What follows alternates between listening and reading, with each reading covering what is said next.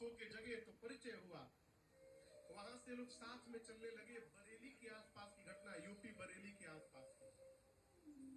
तो चलते चलते अचानक पिताजी से बोले कि तिवारी, माँ बोलचे आमी हॉर्लिक्स खाबो।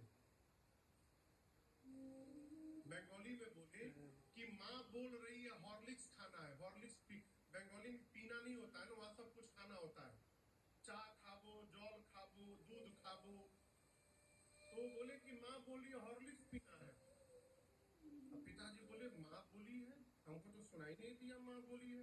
चलिए हॉर्लिक्स खरीदाया, गिलास में हॉर्लिक्स घोल के वो माँ को पिला रहे हैं।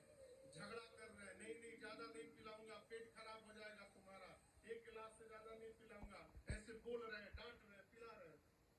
पिताजी भी पिए। पिताजी पहली बार जीवन में देखे थे वो। फिर चले। थोड़ी दूर बाद बोलते हैं तिवारी, माँ बोलते बिस्किट खाबो। आगे बोलते माँ बोलते नोतुन कापड़ चाहिए। माँ बोल रही नया कपड़ा चाहिए, ये खाएंगे वो खाएंगे। पिताजी को लगा मन में कि इनका मन करता है खाने का, और झूठे माँ बोलचे माँ बोलचे, माँ का नाम लगा के अपने खाते हैं तो माँ बोलचे। पिताजी के मन में आया जीव का स्वभाव। पिताजी बोले बाबू 2-3 दिन बाद हम लोग रात्रि में एक जगह सोए।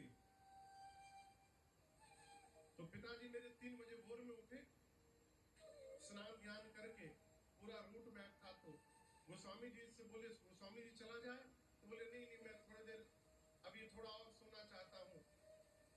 पिताजी बोले ठीक है मैं चलता हूँ। इतने किलोमीटर बाद दोपहर में विश्राम किया जाएगा, वहीं भोजन प्रसादी की व्यवस्था करता हूँ मैं। तब तक गोस्वामी जी उठ के बोले अच्छा रुको मैं भी चलता हूँ। तो जैसे गोस्वामी जी उठे, पिताजी को आवाज सुनाई दी केवल पहली बार।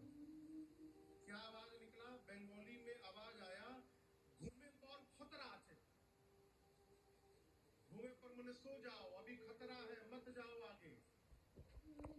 अब पिताजी का तो पूरा शरीर सुन्न हो गया।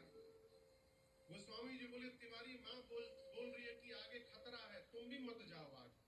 इतना बोल के वो सो गए। अब पिताजी तो बैठ गए स्तब्ध होके वहीं पर। अब बाबूजी बताए बाबू आधी घंटा नहीं बीता होगा, उसके बाद वो तूफान आया वहां पर और वो बारिश कि हम लोग 4 दिन वहीं फंसे रह गए, आगे नहीं बढ़ पाए। उसके बाद वो जब बोलते थे तिवारी माँ बोलते ये खाबो, हम बोलते थे तुरंत खिलाइए, देरी ना करिए। मुझे कई अनुभूतियां उनके साथ हुई, इन सबने दर्शन किया है।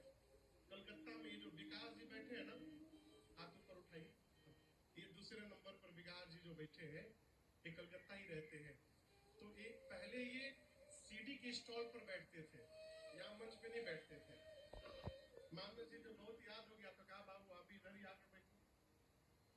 तो कलकत्ता में हम लोग एक बार सरकार कथा गा रहे थे हावड़ा में, ये सीडी स्टॉल पर बैठे थे। तो ये कभी उनको देखे नहीं थे जीवन में। तो स्वामी जी कथा में आए, आकर के पंडाल में जैसे आप लोग बैठे हैं इधर कुर्सी पर बैठे, माँ को ऐसे लिए रहते हैं, ऐसे पकड़े रहते हैं, ऐसे माँ को लेकर के बैठे। 10 मिनट नहीं बीता होगा स्वामी जी गायब है, चले गए। अब हम परेशान, कहाँ चले गए स्वामी जी। फिर 10 मिनट बाद आकर के बैठ गए, कथा हो गई। कथा के बाद जैसे मैं कमरे में गया तो मैं पूछा, आए स्वामी जी, तो मैं पूछा कहाँ चले गए थे प्रभु। तो बोले कि तुम जानता नहीं है कि कितनी दुष्ट है। किसको बोले? काली माँ को। काली माँ का नाम है बाबू सोना। तो हमसे बोले तुम जानता नहीं है कितनी दुष्ट है। जैसे बाउंड्री में घुसी, इसको चाय का स्टॉल दिखाई पड़ गया। अब मैं जाके कथा में बैठा हूँ, हमसे बोलती है चा खाबो चा खाबो चा खाबो, सुनने नहीं दे रही है, चिल्ला रही है चा खाबो चा खाबो। मैं परेशान होकर इसको चाय पिलाने लेके चला गया। स्वामी जी मिल के गए, तब तक ई आए कमरे में।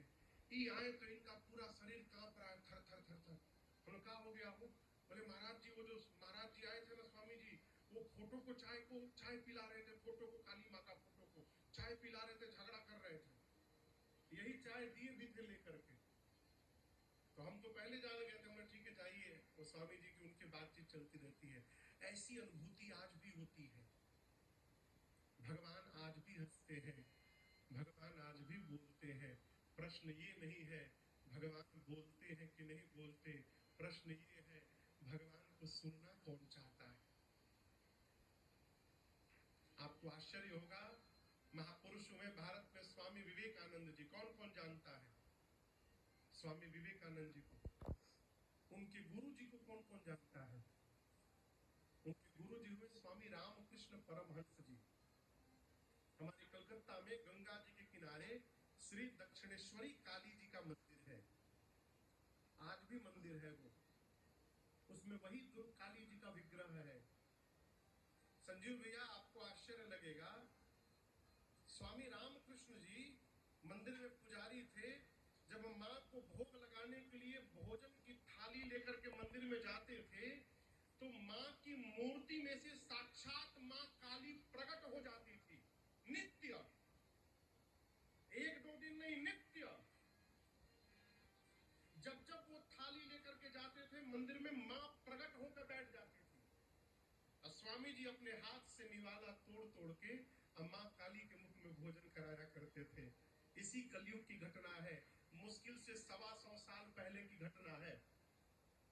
125 साल, 130-40 साल, इससे ज्यादा की घटना नहीं है। भगवान